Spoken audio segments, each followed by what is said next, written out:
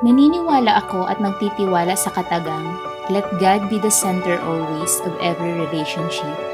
Allen, my love, dumating ka sa buhay ko sa tamang panahon, sa tamang oras, at higit sa lahat sa tamang pagkakataon.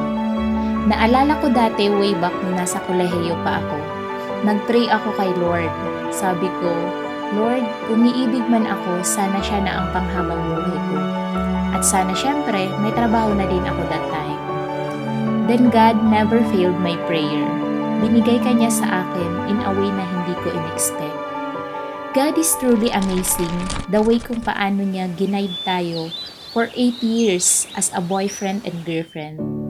Many ups and downs along our way. Yung mga panahon na pwede na gumib up anytime. Mga panahon ng discoveries, misunderstanding, hardship, and minsan na-question ko pa si Lord, na totoo ba tong pag-ibig?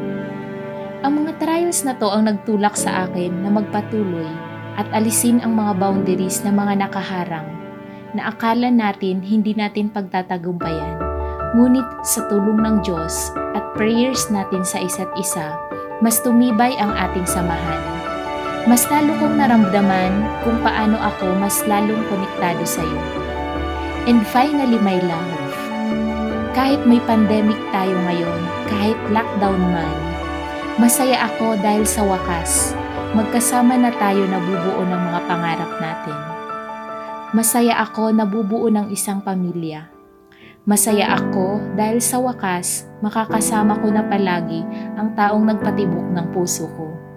Masaya ako dahil nahintay mo ako sa mahabang panahon na walang duda at pag-aalinlangan.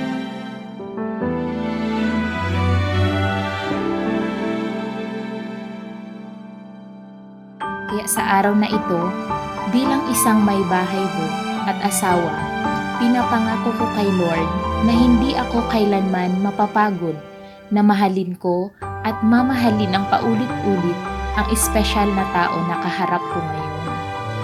Aalagaan kita hanggang sa pinakahuli kong hininga. Andito ako palagi para sa iyo, nakasuporta sa anumang desisyon na gagawin mo. Ang kasayahan mo ay kasayahan ko na din. Ang kalungkutan mo ay kalungkutan ko na din. Kung nasasaktan ka, mas lalong masasaktan ako. Dahil pinapangako ko, bukod kay God, ikaw na ang priority ko. Wala na yung dating mga katagang, love, anong oras na? Kailangan ganitong oras nasa bahay na ako. Love, iuwi mo na ako, hinahanap na ako nila nanay at tatay. Love, uwi ka na, gabi na, hindi ka pa pwedeng matulog dito sa amin. Love, papaalam muna ako kung payagan akong sumama. Ngayon, magagawa na natin ang lahat na gusto nating gawin. Lagi na tayong magkasama. Sabay tayong maglilingkod kay Lord. Sabay nating haharapin anumang pagsubok na dumating sa ating buhay. Mahal na mahal kita, Mr. Allen ng buhay ko.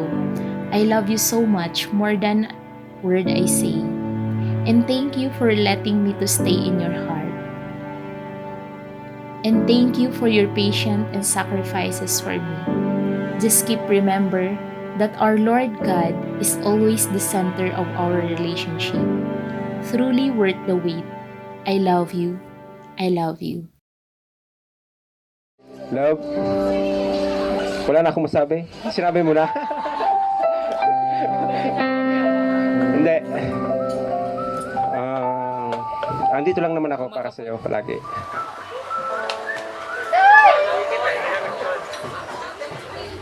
Pangako ko na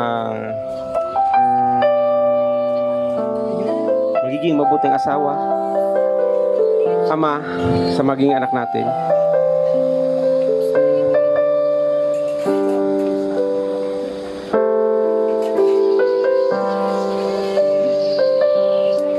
At mahal na mahal kita. Walang iba.